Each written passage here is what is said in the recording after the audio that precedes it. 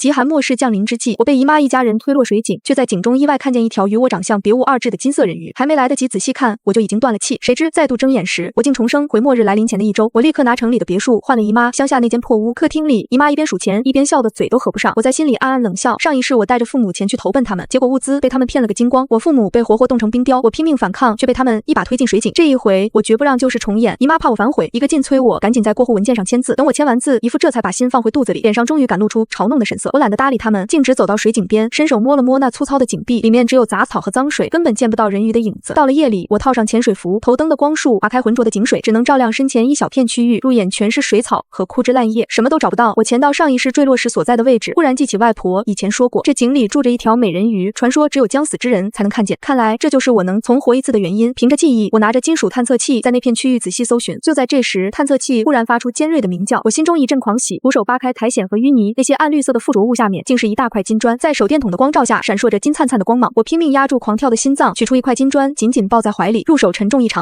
还没来得及高兴，我就开始发愁，该怎么处理这些金子？现在不是末世，要是走常规渠道变卖这么多来路不明的黄金，很容易惹上麻烦。好在上一世的记忆还在，我找到了黑市上一个叫老鬼的中间人，他一开始还不敢接我这么多金砖的生意，直到我让他随便开价，又不停催促，他才终于报了个数。虽然比市价低了不少，但我图的就是安全稳妥，出手快。最后我从老鬼那里换来了100亿，距离末日只剩下6天，囤货的清单我早就烂熟于心，这些可都是上一世拿命换来的经验。我先联系了好几家大型仓储式超市和军粮供应商，打着筹建偏远地区工作站和影视剧组后勤的旗号，开始了疯狂扫货。高热量的军用压缩饼干，每箱30公斤，我订了800箱，各种口味的牛肉罐头、羊肉罐头、水果罐头，全是保质期长的，按吨计算。腊鱼、腊肉、复合维生素片，还有大量的盐和糖，足足塞满了3个集装箱。这些基础生存物资通过加急物流，源源不断的运往乡下老宅。临时清空的谷仓被一点点填满，药品则是另一条至关重要的战线。我通过老鬼的渠道联系上一个有门路的医药代表，青霉素、布洛芬、麻醉剂、缝合针线、消毒酒精、碘伏、纱布、石膏，几乎把一个社区小药房的库存搬了个空。考虑到长期封闭可能带来的心理问题，我还备了一些抗焦虑和助眠的药物。所有药品都仔细分类，标好有效期，存放在避光防潮的特制柜子里。能源和工具方面，我订了10台大功率柴油发电机，还有足够它们满载运行好几年的柴油储备，全都做好了隔热和防护。净水系统我准备了2套，一套接入深井带多层过滤和紫外线杀菌，另一套是便携式的，连化学净水药片都备齐了。为了应对极端低温，最高规格的极地防寒服、睡袋、暖宝宝，我备了足够3个人轮换着用的几十套。工具从斧头、工兵铲到全套5金工具箱，应有尽有。至于武器，我通过特殊渠道弄到了一些强力弩、电击器和几把开了刃的冷兵器，全都小心藏在只有我知道的隐藏处。但我最看重的还是长期存活能力。我花重金从一家高科技农业公司定制了一套高强度的立体种植仓，这套系统用人工光照和循环营养液，能以最小的空间和资源消耗，快速产出藻类、蘑菇和一些叶菜。与之配套的是大量经过筛选的速生种子、菌包和营养机制。物流车辆日夜不停地来回穿梭，老宅很快就被堆积如山的物资围了个严严实实。同时，我还联系了一支靠得住的施工队，跟他们说不计代价，必须在6天内围绕水井建起一个避难所，主体结构要能扛住零下100度的严寒，还得具备基本的生态循环功能。当天下午，重型机械的轰鸣声打破了村子的宁静，几十辆工程车从山路开了进来，施工日夜不停，墙壁眼看着一天天往上涨，保温层、防爆层、独立能源模块、空气循环系统，每个细节都按最高标准来。我守在工地上几乎不休息，生怕出什么岔子。到了第5天，避难所的主体结构终于完工了。姨妈又领着一群看热闹的村民来了，她指着那座大房子，尖着嗓子说：“大伙儿快看看，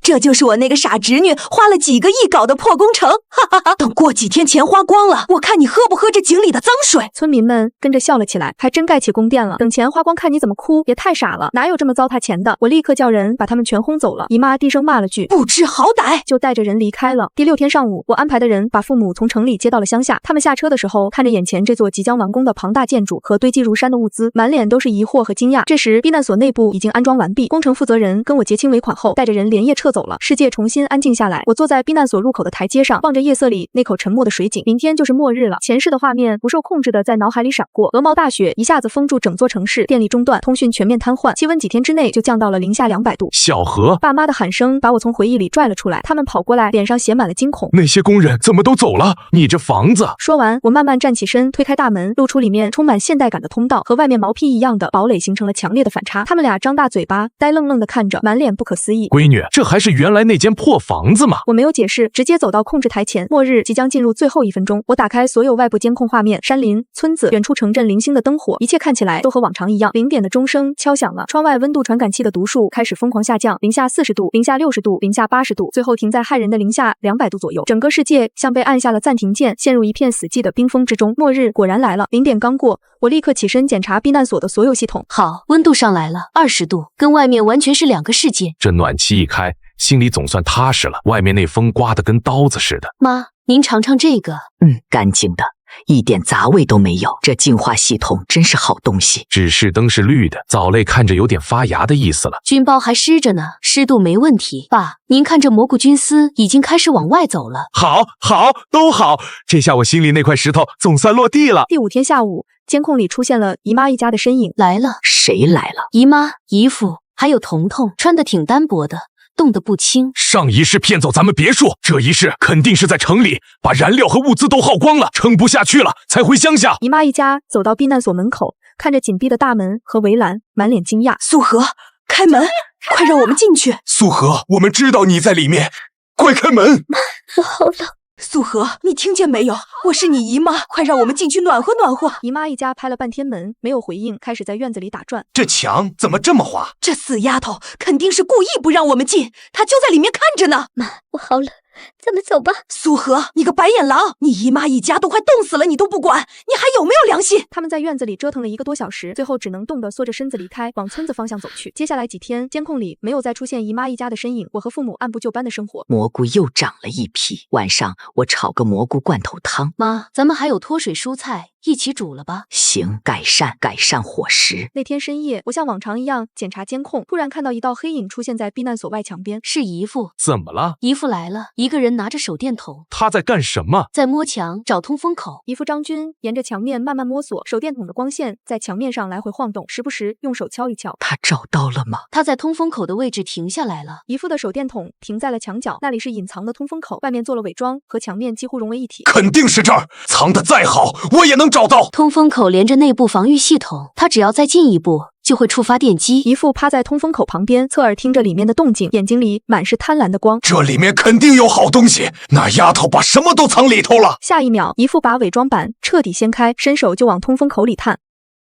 什么东西？通风口内侧的喷头瞬间启动，无色无味的防御喷雾朝着姨父的手喷了过去。疼死我了，这死丫头！所有人听着，这房子现在是我的，谁也不许靠近，擅自闯入者会触发防御装置，后果自负。扩音器的声音在寂静的雪夜里格外响亮，不少村民家里的灯都亮了一下。苏荷，你给我等着，我不会放过你的！他不敢再靠近通风口，骂骂咧咧的转身跑了。怎么回事？他进来了。姨父想从通风口钻进来，被防御喷雾喷到了。我已经警告过全村，应该能安分一阵子。小心点好，小心点好。吓死我了，这人怎么这么不要脸？第2天一早，监控里出现了村民聚集的画面。爸妈，你们过来看，这是全村都聚在一起了。老村长站在中间，姨妈和姨父也在。老村长拿着拐杖摆了摆手，似乎在劝说大家。现在是末世，大家应该互相帮忙，不能想着抢别人的东西。苏荷那孩子有准备，咱们可以跟他商量合作，说不定能分点物资。合作什么？你房子本来就是我家的，是他用阴谋骗走的，里面的东西都该是我们的，凭什么让他一个人独占？就是那房子是我们家的，咱们这么多人直接冲进去，肯定能把房子抢回来，里面什么都有，吃的、喝的、用的，够咱们全村人活好几年。有道理，凭什么他一个人享福？可是昨天晚上的警报你们也听见了，那房子里有防御装置，吓唬人的。一个小丫头能有什么真本事？你们不能这样，那是人家的东西。我觉得村长说的对，强攻太危险，万一出人命怎么办？还是合作靠谱。合作，人家凭什么跟咱们合作？分点东西就不错了。你们这些怂包，活该饿死！两派村民吵了起来，互不相让，最后不欢而散。接下来的几天，村里还算平静。第5天下午，苏荷在监控里看到了彤彤的身影。彤彤在井边干什么？他一个人在井边转悠什么呢？彤彤在井边来回踱步，蹲下身，伸手在井壁的缝隙里摸索着。好像在这儿，妈说的那个。突然，他眼睛一亮，从缝隙里抠出了什么东西。金砖。什么？我之前取金砖的时候，有一块掉进井里，卡在缝隙里了，被他捡到了。彤彤紧紧攥着金砖，左右看了看，见没人注意，赶紧把金砖塞进衣服口袋，然后装作若无其事的样子，快步跑回了村子的方向。这下坏了，他捡到金砖，肯定会告诉他爸妈。丫头捡到金砖，肯定会让他爸妈来抢，咱们得更小心才行。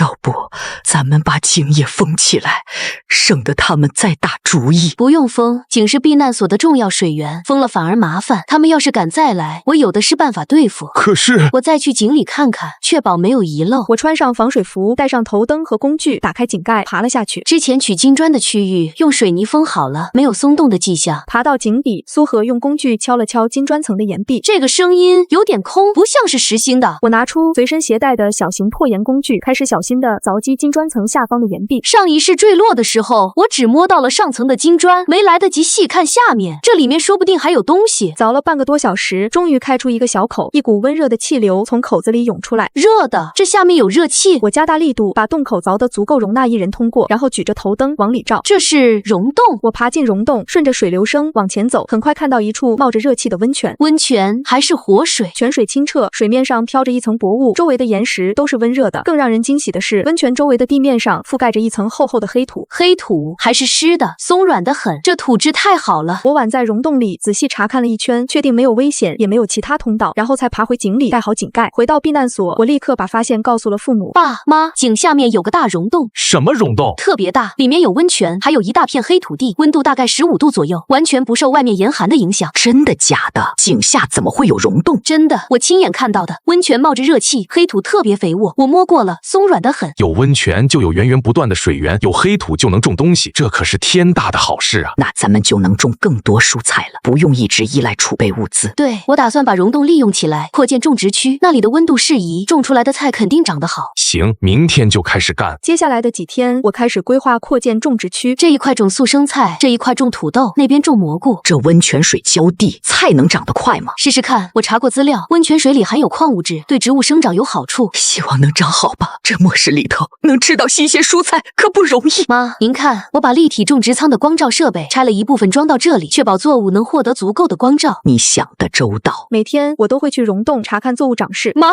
种子发芽了。真的，这才几天啊，就冒芽了。您看这芽多壮实，温泉水确实有用。太好了，太好了，这下咱们不愁没菜吃了。这地方真不错，暖和湿润，比避难所里面还舒服。要不咱们把一部分温泉水引到卫生间，洗澡洗漱都能用。行，我明天就接管道。这天我像往常一样去溶洞查看作物，走到温泉深处时，头灯的光线照到了岩壁上的一些痕迹。这是什么？好像是刻的字。我仔细擦拭掉岩壁上的水汽和灰尘，完整的句子渐渐显露出来。井中金，洞中泉，得之者生，失之者显。你在看什么？爸，您看这上面有刻字。井中金，洞中泉，这说的是咱们这个溶洞。谁刻的？什么时候刻的？不知道，字迹有些模糊了。应该是很多年前刻的，可能很久以前就有人发现了这里的金砖和溶洞，刻字提醒后人。会不会还有其他人知道这个秘密？目前没有任何迹象表明还有其他人知道。这溶洞很隐蔽，如果不是从井里爬进来，从外面根本发现不了。得之者生，失之者显，这是在提醒得到金砖和溶洞的人要小心危险。可能吧，这句话里的显指的也许是外面的那些人。不管怎么说，咱们能发现这个地方确实是条生路。上一世我被推进井里，没能发现这个溶洞。这一世取完金砖，果然找到了这个地方。这刻字的人是怎么知道的？这天上午，监控里出现了老村长的身影。老村长来了，带了几个村民。他们来干什么？看起来状况不太好。老村长裹着厚厚的棉衣，脸色憔悴，脚步虚浮，在避难所门口徘徊了一会儿，敲响了呼叫铃。苏荷啊，你在吗？村长，有什么事？苏荷啊，村里的食物已经吃完了，冻僵的动物也找不到了。大家快撑不下去了。是啊，我们好几天没吃顿饱饭了，能不能给我们分点吃的？我们愿意用东西换，有什么能换的我们都给。哈，要不给他们一点，看着怪可怜的。上一世他们虽然没直接害咱们，但也冷眼旁观姨妈一家的恶行。我可以给你们3天的口粮，但只能每个人领1次，不能多要。你们在门口等着，我通过气闸室递出去。谢谢你，苏荷，谢谢你。我从储藏室拿出压缩饼干和罐头，按人数分好，走到气闸室。来领吧，每人1份，不要挤。谢谢，谢谢苏荷，这份请我们记下了，总算有口吃的了。苏荷，你是好人。我只能帮这1次，以后要靠你们自己了。我们知道，我们知道。分发完食物，村民们陆续离开。你给他们食物，会不会让他们觉得我们好欺负，以后总来要？我已经说过，只能领一次，他们要是识相就不会再来。而且我在气闸室装了摄像头，拍了他们领取食物的画面，真要耍赖也有证据。那就好。当天晚上，我照例检查监控，村里怎么这么多人影在活动？我放大监控声音，隐约听到姨妈的声音。我那丫头手里有的是食物，她就给我们一点打发叫花子，凭什么她一个人享福？就是他手里肯定还有金砖，还有大把的物资。咱们今晚一起去抢，人多势众，他肯定挡不住。可是他那个避难所好像有防御装置。怕什么？咱们这么多人一拥而上，他一个小丫头能挡住几个？有道理，走去抢，反正也快饿死了，拼一把。不少村民被说动了，纷纷点头。果然没那么容易打发。怎么了？姨妈在煽动村民，今晚要来抢。那怎么办？就在这时，监控里看到王叔偷偷溜了出来，走到避难所附近，朝着气闸室的方向晃了晃手电筒，然后快速跑了回去。王叔在报信。王叔是个好人，上一世也没参与姨妈的那些恶行。我得准备一下。我启动了外围的声波驱散装置，同时放出了无人机。这是干什么用的？声波装置会让人头晕恶心，但不会造成致命伤害，正好用来驱赶他们。无人机拍下带头抢粮的人的面孔，以后有证据。他们来了。一群村民拿着工具，在姨妈和姨父的带领下，朝着避难所走来。他们脚步很轻，显然是想趁夜偷袭。轻点，别出声。都跟上，别掉队。他们走到避难所外围时，声波驱散装置开始工作。怎么回事？怎么这么难受？我头好晕，想吐，不行了，我受不了了。别停下，他肯定是装了什么吓唬人的东西，冲过去就能抢到货。冲！姨父举起木棍，朝着避难所的大门砸去。啊，这什么门？拍清楚了。声波的影响越来越大，不少村民开始后退。我不干了，太难受了，等等我。别跑，都给我回来！妈的！见村民们被声波折腾得没了力气，纷纷后退。我关掉了装置。再冲一次，就差一点了。人都跑了，这群废物！妈，咱们也走吧。走，回去再说。姨妈一家也只能转身往回走。第二天一早，我检查监控时，发现避难所门口躺着一个人，是陈老三。怎么了？陈老三死了，就躺在咱们门口。什么？怎么死的？身体冻得僵硬了，手里紧紧攥着一块小金砖。金砖？哪儿来的金砖？是彤彤捡到的那块。这件事很快在村里传开，村民们围在尸体旁议论纷纷。他手里攥着金砖，这金砖哪来的？该不会是从苏荷那儿偷的吧？彤彤，你是不是知道什么？你们别乱说，跟我们家没关系。你脸色不对，说金砖是不是你给的？在众人的逼问下，彤彤终于忍不住承认，是我从井里捡到的金砖，我给了我爸妈，让他们更有动力去抢粮，没想到会这样。你害死了陈老三，跟我们有什么关系？是他自己贪心。苏荷能拿出金砖换钱进避难所，手里肯定还有大量黄金。他不光藏着食物，还藏着金子。对，金砖，他手里肯定还有很多金砖。他们现在认定我手里还有黄金，肯定会更疯狂的来抢。这可怎么办？这群人已经被贪婪冲昏了头脑了。我得把所有防御装置再检查一遍。当天下午，姨父突然在村里召集大家开会。老村长肯定私藏了粮食。什么？他之前去求助苏荷，肯定偷偷藏了不少粮食，不然怎么能撑到现在？我们应该去他家搜搜。对，去搜，说不定他把好东西都藏起来了。你胡说，我根本没有私藏粮食，连苏荷给的食物都分给大家了，我家里早就断粮了。你说没藏就没藏，搜了才知道。走，去老村长家搜。姨父带着一群村民直接冲到老村长家，老村长想阻拦，却被村民们推开。你们不能这样，这是我家，粮食在哪儿？什么都没有啊。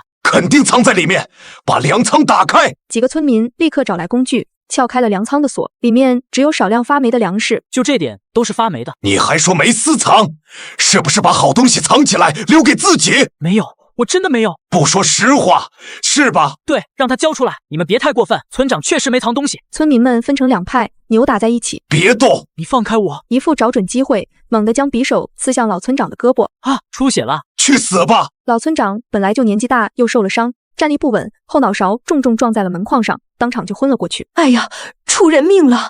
他不动了。是他先动手的，我是自卫。现在老村长昏了，大家听我的，继续搜他家，肯定还有存货。几个被他煽动的村民立刻又开始翻找。找到了。这些粮食归我保管，以后大家听我的指挥，一起去抢苏荷的避难所和黄金，保证大家都有饭吃。可是怎么不想吃饭了？听你的，行，听你的。村民们虽然有些犹豫，但还是默认了姨父的领导。老村长他别管他，我们先把粮食分了，然后商量怎么抢避难所。姨父为了夺权，竟然对老村长下此毒手，还夺走了他最后的存粮。老村长太可怜了，姨父怎么能这么狠心？现在村里彻底乱了，姨父掌权后肯定会立刻组织人来抢，我们得做好最坏的准备。声波装置充满电了，无人机也准备好了，强弩和电击器都在随手能拿到的地方。他们什么时候会来？快了，他已经杀红了眼。为了黄金和食物，他肯定会不惜一切代价。这天下午，我操控无人机巡逻时，发现村外的雪地上有一片异常，这是血迹。什么血迹？您看，雪地上有一道明显的血迹，顺着往前还有拖拽的痕迹，一直延伸向山里。这是怎么回事？我操控无人机沿着痕迹追踪，走了大概1公里，痕迹在一处山洞口消失了。山洞很隐蔽，被积雪和灌木丛挡住了。如果不是顺着痕迹找，根本发现不了。山里肯定发生了什么事，说不定有危险，咱们得更小心。会不会是其他地方的幸存者跑到这里来了？目前还不确定，但这道血迹和拖拽痕迹绝不是好兆头。末世里任何未知的情况都可能带来致命危险。要不要去看看？不用，我先调整无人机路线，增加对山林的监控频率，尤其是那个山洞，每隔半小时查看一次，小心点好。接下来的几个小时，我一直盯着监控，村里没有任何异常，姨父还在召集村民开会，没有人失踪。那这道血迹和拖拽痕迹的主人到底是谁？不知道，但不管是谁，能在这冰天雪地里留下血迹，肯定不是好事。这天上午，姨父带着5个身强力壮的村民，背着简陋的武器，朝着山里走去。姨父进山了，说是要打猎。他还能打到什么？山里的动物早就冻死了。姨父一行人在山里漫无目的的搜寻，没有找到任何动物。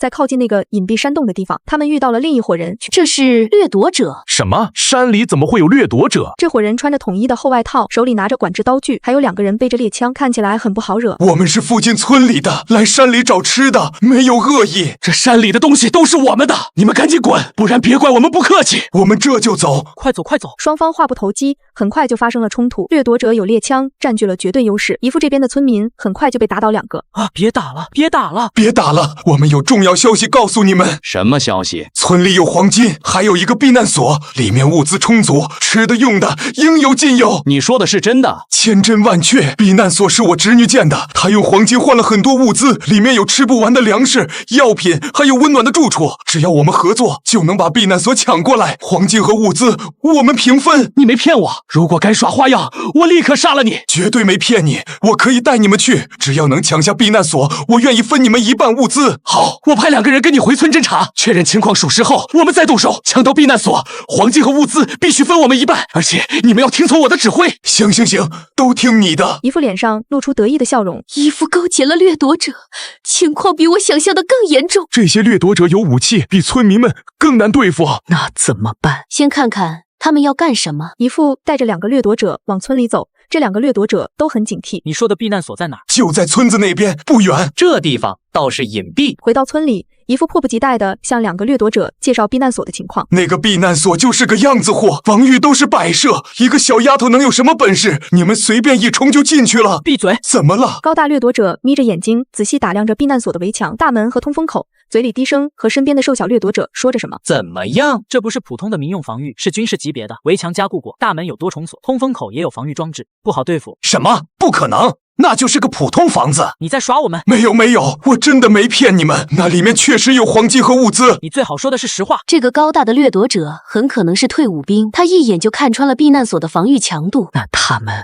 会怎么做？他们会制定更周密的计划，接下来的攻击会比之前猛烈得多。当天傍晚，刀疤头目带着另外7个掠夺者赶到了村里，加上之前的2个，一共9人。9个人，3把猎枪，其余都拿着砍刀和铁棍。这比村民们难对付多了。小何，咱们能挡住吗？能，我提前做好了准备。刀疤头目没有立刻发动攻击，而是带着人绕着避难所转了几圈。通风口在哪儿？那边有一个，但是有防御装置。能源接口呢？找不到，所有关键位置都被做了隐蔽和加固。妈的，这丫头倒是精明。他们折腾了半天，什么也没找到，只能骂骂咧咧地退了回去。给我围起来，我看他们能躲多久。9个掠夺者分散开来，守住了避难所的各个出口，形成了包围之势。他们在围墙外点燃了几堆篝火。老大，这房子不好啃。不好啃也得啃，里面有的是黄金和物资，够咱们活好几年。那里面的人肯定吓得够呛。别大意，能建这种避难所的人不会是好对付的。不能被动防守，必须先给他们一个下马威。你打算怎么做？等天黑。深夜，2个掠夺者偷偷摸到围墙边。这锁看着挺结实，我来撬开它。妈的，有电！怎么回事？围墙有电！高压电！老子今天就让你知道谁才是这块地盘说了算的人。高压电算个屁！他被电了2个人，不敢再往前，只能让手下把围墙围得严严实实，摆明了要活活困困死我们。爸妈，外头暂时消停了，刀疤那俩手下被电得嗷嗷叫，现在他们谁也不敢靠过来。可是荷儿啊，那些人手里有枪啊，咱们这枪再厚，能挡得住子弹吗？我这心里头七上八下的，一晚上都没合眼。妈，你就把心放肚子里吧，咱们这避难所当初建的时候就防着这一手呢，他们那几杆破枪打不穿。第二天一大早，我往监控上一瞧，后脊梁骨瞬间就凉了半截。刀疤那个王八蛋不知道从哪儿把老村长那个才8岁的小孙子给抓来了，他把孩子拎到围墙外头，手里攥着一把明晃晃的砍刀，冲着我们就开始叫唤：苏荷，你个小兔崽子，给我听好了，我数3个数，你要是不开门，我1个小时宰一个，现在就开始1个钟头，听清楚没有？爷爷救我！呜哇哇救命啊！谁来救我？这孩子跟咱家小宝一般大，荷儿，咱不能看着不管啊，那是一条命啊！还有59分钟，苏荷，你自己掂量掂量，是你爹你妈的命值钱，还是别人家一个不相干的小孩值钱？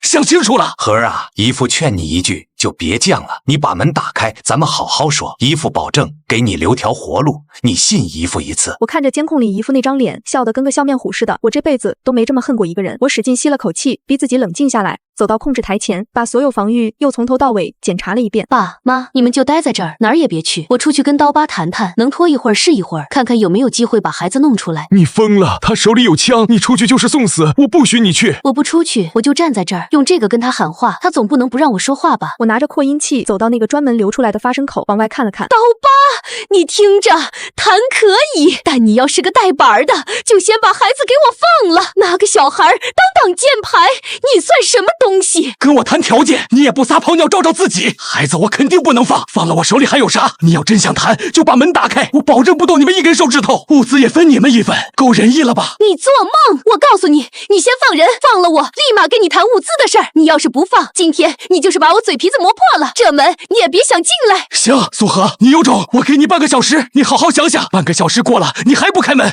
我先剁了这小孩一条胳膊。我刀疤说话算话，不要砍我胳膊！呜呜，我要回家，我要找爷爷。我转身跑回控制台，把无人机升起来，悄悄飞到围墙外头，死死盯着刀疤和那孩子的位置。我仔细看了看，他们站的那地方离围墙不远，旁边还堆着一大堆柴火，要是能弄出点乱子来，说不定能把孩子抢回来。一转眼半小时就要到了。到点了，苏荷，你开不开门？别给脸不要脸！再给我10分钟，我得跟我爸妈商量商量。这么大的事儿，我一个人说了不算。行，就10分钟。告诉你，10分钟一到，你要是不开门，老子先卸那孩子一条胳膊，再给你算账，你自个儿掂量着办。我飞快地把无人机检查了一遍，确保投放东西的功能没问题，然后跑到储藏室，翻出了一颗烟雾弹。我把烟雾弹绑在无人机上，小心翼翼地操控着它，慢慢往刀疤头顶上飞。监控里头，刀疤正低着头，不知道在骂那孩子什么，压根儿没注意到头顶上的无人机。我屏住呼吸，等无人机飞到他正上方的时候，狠狠按下了投放的按钮，烟雾弹啪的一下掉在地上，瞬间就炸开了，浓烟一下子就把他整个人给罩住了。妈的，什么东西？有人偷袭，都给我小心点！刀疤手里的砍刀开始乱挥，我趁着这功夫赶紧把声波装置打开，一股刺耳的声音传出去。外头那些掠夺者一个个捂着脑袋，站都站不稳了。那小孩倒是机灵，趁着乱一扭身就从刀疤手里挣脱出来，撒开腿就往村里头跑。砰！小兔崽子，你给我站住！好在大雾弥漫，这一枪打偏了。我看着监控里那孩子跑没影了，这才长长的出了一口气。苏荷，你敢跟我玩阴的？行，你等着，你给我等着！从现在开始，我1个小时杀1个村民，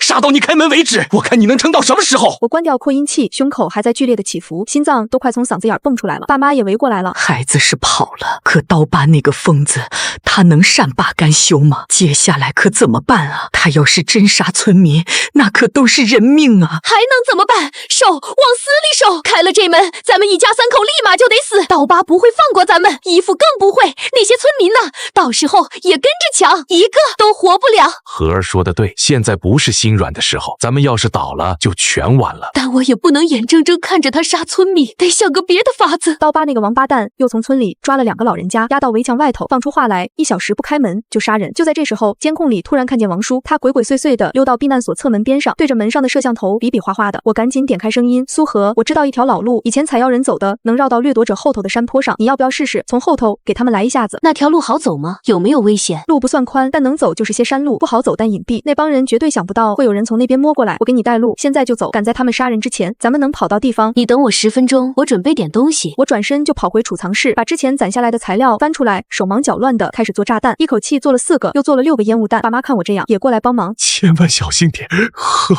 实在不行就赶紧撤回来，别逞能，听见没有？你妈还等着你回来呢。带着，路上饿了吃，千万小心啊，儿子。我把东西都塞进背包，背上强弩，揣上电击器，走到侧门那儿。走，我跟王叔一前一后钻了出去，把门关上，撒开腿就往山上跑。山路滑得要命，深一脚浅一脚的，跑了大概半个钟头，总算能看见山坡下头的篝火了。刀疤和几个掠夺者正围着火烤火，另外几个守在围墙外头，看着那2个老人。到了，现在咋整？等会儿我把烟雾弹扔下去，弄出点动静来，你趁着乱赶紧去把那2个老人救走，我去收拾刀疤那伙人。成，我正要把烟雾弹的拉环拽开，就听见身后传来洗洗刷刷的脚步声。我猛地转身，强弩都举起来了，就看见小童不知道什么时候站在后头，脸色煞白，衣服上还沾着血。你怎么来了？我知道怎么救那些孩子，还有村里的人，刀疤他们。我知道他们的弱点，我能帮你，但是你得让我进避难所。我不想跟着我爸妈干那些缺德事儿了。你爸妈害死了老村长，还跟掠夺者勾结在一块儿，我凭什么信你？我真想回头，我爸妈眼里只有黄金和物资，什么时候管过我的死活？刀疤手里那几杆猎枪，有2杆是坏的，根本就打不响，就1杆能用，而且他们的子弹也不多了。我还知道他们晚上啥时候换岗，咱们可以趁换岗的时候动手。我盯着小童的眼睛，想从他脸上看出点什么来，他的眼神里头全是害怕和恳求，不像是在撒谎。你为啥要帮我？我想活着，苏荷，这避难所是唯一安全的地方了。我知道你有良心，你不会见死不救的，只要你让我进去，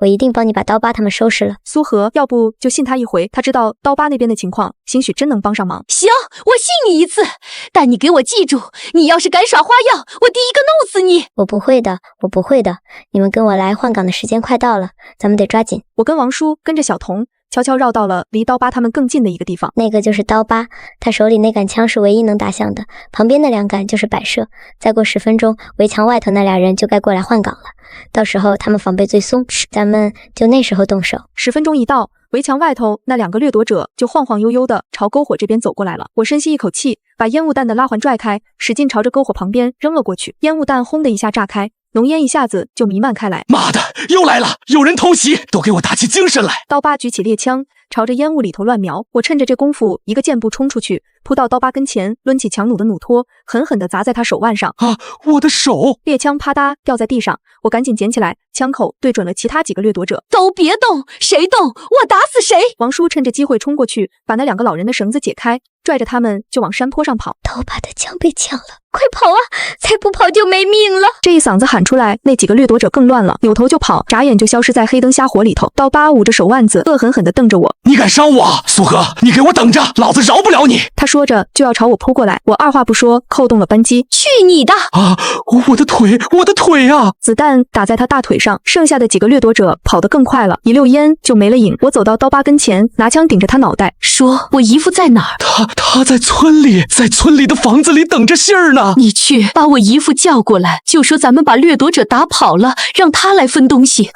好，我去。过了没多大一会儿，小童就气喘吁吁地跑回来了。我爸不肯来，他说要看见东西才行，他不来。行，不着急，你先跟我回避难所。我押着小童和刀疤往避难所走，王叔带着那2个老人在后头跟着。到了侧门那儿，我没开大门，把旁边的垃圾通道打开了。你从这儿进去，进去以后是消毒隔离区，你给我老老实实待着，别乱跑，听见没有？知道了。我按下消毒装置的开关，看着监控里头小童进了隔离区，这才把侧门打开，让王叔和2个老人进来，然后把刀疤结结实实的绑在门外的柱子上。一进避难所，爸妈就围上来了。可算回来了，吓死我了！爸妈，王叔和这2位老人家，你们帮忙照顾一下。我转身来到隔离区，隔着门看着小童。你刚才说知道掠夺者营地的弱点，具体是什么地方？他们营地后头有个陷阱，是之前打猎的时候挖的，上面就盖了点树枝和雪，不仔细看根本看不出来。刀疤派了2个人守在那儿，怕人从后头偷袭，但其实那俩人根本不上心，老偷懒。我可以带你们过去，从陷阱旁边绕过去，打他们个措手不及，就能把被抓的那些村民救出来了。我盯着小童的脸，想从他眼神里看出点什么。他看起来挺坚定的，不像是说瞎话。可这时候王叔走过来了，我觉得不对劲，这小子以前跟他爸妈一条心，怎么突然就变好了，还知道掠夺者的陷阱，这也太巧了吧。我心里头咯噔一下，又泛起嘀咕来。行，我跟你去，但你给我记住，你要是敢耍花样，我饶不了你。我把隔离门打开，让小童出来，又把强弩备上，带上剩下的烟雾弹，还多揣了把砍刀。我也去。叔，你刚才都受伤了？没事儿，皮外伤，跟着去我放心。我们仨又从侧门溜了出去。出去。小童走在最前头，带着我们往掠夺者的营地方向摸过去。营地在村外头一片空地上，能看见几个人影在巡逻。陷阱就在那边，咱们从旁边的树林子绕过去，别惊动他们。我们钻进了树林子，猫着腰，一点一点的往前挪，走了大概10来分钟，就快到了。你们先在这儿等着，我过去看看有没有人守着。他刚往前走了几步，王叔忽然一把拽住了我。不对，苏荷，你看前面哪有什么陷阱的痕迹？而且我刚才看见树林里头有影子晃，像是埋伏着人。我心里猛地一沉，赶紧举起强弩往四周看，还没来得及反应，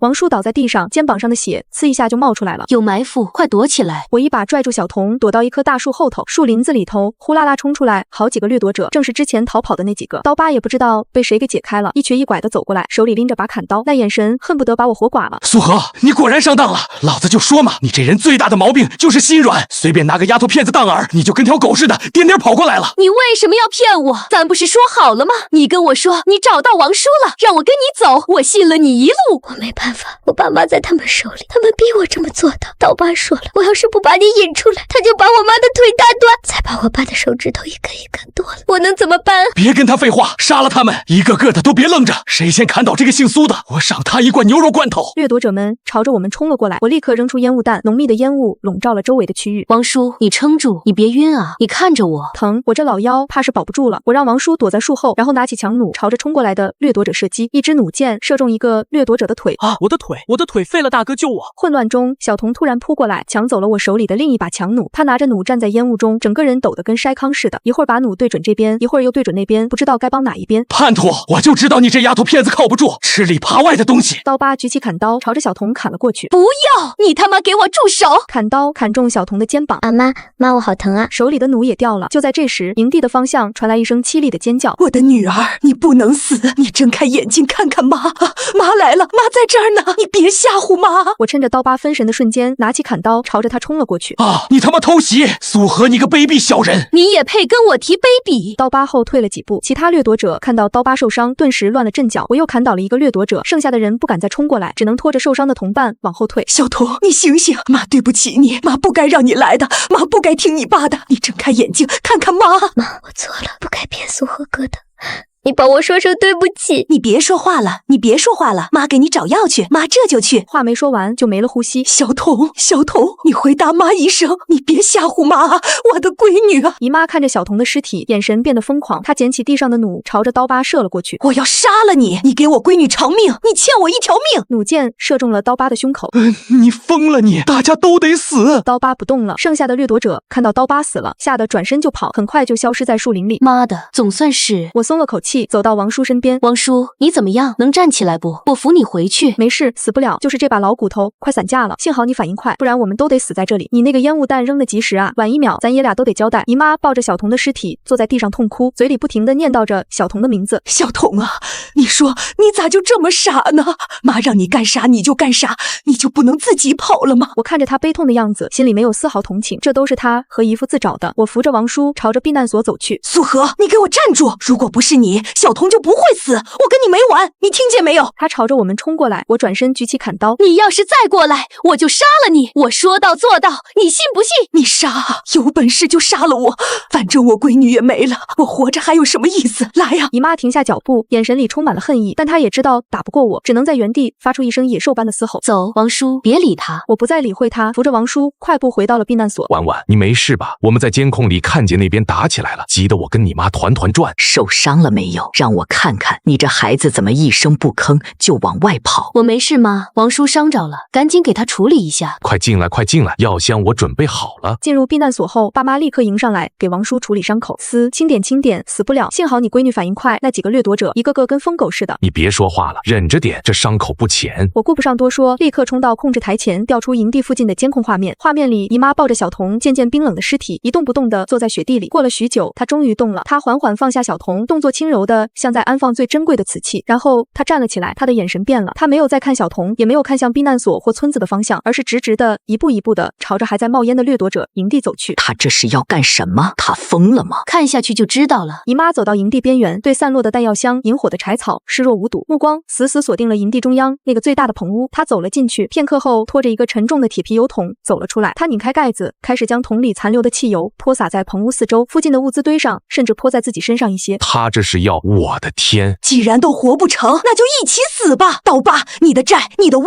你的手下都给我女儿陪葬！你们都别想跑，一个都别想跑！他掏出一个打火石，用力一擦，火星溅到浸满汽油的地面，和他一脚，比之前任何一次爆炸都要猛烈。天哪！就是现在，婉婉，快！我操控着一直悬停在空中的无人机，朝着那几个显眼的目标俯冲而去。啊！着火了，救我！妈的，谁点的火？跑啊！惨叫声此起彼伏，我冷静地操控无人机补刀，直到最后一个身影在火焰中停止挣扎，化为一团焦黑。营地的大火还在熊熊燃烧，火光映红了半边雪野，那里面埋葬了刀疤、小童、姨妈以及所有贪婪和罪恶。哎，烧干净了，总算是烧干净了。这些王八蛋一个都没留。小童那孩子其实也是命苦，都是他爹妈作的孽，最后把孩子也搭进去了。我关掉无人机画面，深深吸了口气。最大的外部威胁随着这场同归于尽的大火暂时解除了，但我知道还有一个隐患，姨父还没找到。你是说张军他跑哪儿去了？不知道，得盯着点。营地的大火烧了整整一夜，我操控无人机在村子上空盘旋侦查，除了那片废墟，村里异常安静。上午，王叔忍着伤痛，强撑着走出了避难所。他在村里艰难地走动，呼喊，最终找到了9个人。还有人吗？都出来，别躲了！刀疤死了，营地烧了，都出来吧！王叔，真是你吗？刀疤真死了，死了，烧成灰了，都出来吧，没事了。至于姨父张军，是被赵博带人从一个塌了半边的地窖里拖出来的，他缩在角落，浑身脏污。这儿还有个人，好像是张军，你出来别躲了。别抓我，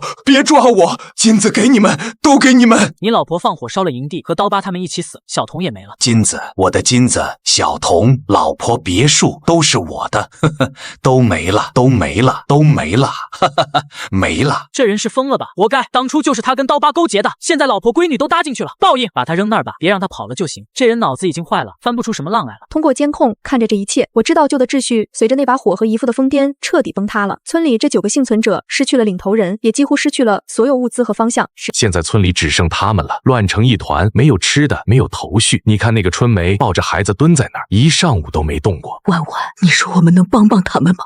不是像以前那样给点吃的打发，而是教他们怎么活下去。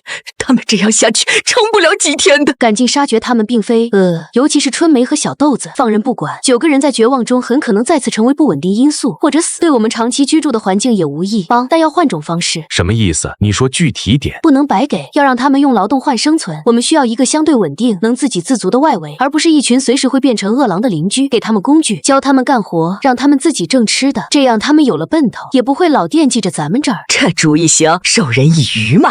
那咱们怎么开始？对，得有个规矩，不然乱糟糟的。爸妈对视一眼，点了点头。我找出纸笔，用工整的字迹写下规则。第二天清晨，用无人机投放在了王叔等人暂时聚集的空地上。春梅最先捡到，给了王叔。王叔看完，沉默了好一会儿，才大声念了出来：想活下去，这是眼下唯一看得见的路。愿意干的留下，还想歪心思，现在就可以走，没人拦着。我王叔把花撂这儿，谁要走，我绝不拦着。但以后也别想再回来。我们干，只要能让孩子有口吃的，让我干啥都行。我赵博有门手艺，打铁修家伙绳都行，总饿不死。我干，我也干，总不能等死吧？算我一个，我也是。好，那咱们就按照规矩来，从今天起谁干活谁吃饭，偷奸耍滑的别怪我不客气。很快，无人机的旋翼声传来，投下了第一个任务包裹，里面是简单的工具和一张手绘示意图。王叔立刻分工，赵博带青壮清理，刘婶和春梅负责协助和照料小豆子。我通过无人机在高空监视，确保他们认真工作。赵博，你带2个人去清那边倒塌的棚子，木头归一堆，铁皮归一堆。刘婶，你带春梅把能用的锅碗瓢盆捡出来，洗干净了。小豆子，你就跟着你妈，别乱跑。得嘞，都跟我来。小豆子乖，站在娘旁边，别乱动啊。傍晚，清理工作基本完成。我通过避难所侧面预留的物资滑索管送出了第一批报酬，9个密封防水的食物包，每个里面有3块压缩饼干、1小条肉干和2片维生素。东西下去了，你看看他们什么反应。小豆子拿到还带着一丝室内暖意的食物包时，眼睛里的光彩是我在监控里许久未见的。他小心翼翼地掰了一块饼干放进嘴里，然后对王叔露出了一个怯生生却真实的笑容。李爷爷，是热的饼干是热的，吃吧，慢点吃，别噎着。谢谢你们。接下来的几天，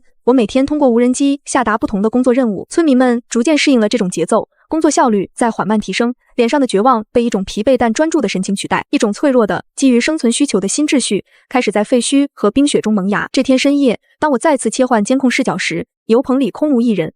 人呢？怎么了？姨父不见了，牛棚里没人。我心下一凛，迅速切换其他摄像头。很快，在夜视模式下，我看到一个佝偻踉跄的身影，正朝着村子中央那片已经半填埋的水井就直走去。是姨父，他不知用什么方法弄开了牛棚的破门，此刻正跪在水井口边缘，伸出已经冻得红肿溃烂的双手，开始疯狂的挖掘。他在干什么？挖什么？还在想着金子呢，真是疯了。村民们发现后，没人敢上前阻拦。张军那疯子又跑出来了，在那挖井呢，别管他，让他挖去，离他远点，别被他伤着了。我通过监控看着这一切，心里没有丝毫波澜。第3天夜里，我操控无人机飞到井口上方。你别挖了，井底没有金子，再挖下去你会死的。你听见没有？里面什么都没有。你骗我，里面全是金子，都是我的。你跟刀疤一样，都想抢我的金子，滚，都给我滚！他说完，又低下头继续挖掘，动作比之前更疯狂了。这是你自己选的路，后果自负。之后便不再干预。第4天清晨，王叔带着村民们去井口附近干活，突然发现姨父不见了。大家顺着井口往下看，才发现他掉进了井中残留的冰层里，身体已经冻僵，眼睛还睁着，手里紧紧攥着一把泥土，像是还在寻找金子。人没了，掉井里了，下去看看，小心点，冻硬了，手里还攥着泥呢。这人是真疯了，临死还想着金子。村民们把姨父的身体从井里捞上来，简单挖了个坑，把他埋了下去，没有立墓碑。冤孽终于了了，下辈子做个明白人吧。他这也算是求人得人了。别说风凉话了，人死了就别说这些了。其他村民也纷纷叹气，没人再多说什么。末世的第6个月，气温稳定在-65摄氏度至-75摄氏度之间，极寒冬季最冷的时期终于过去，而我们也终于迎来新的开始。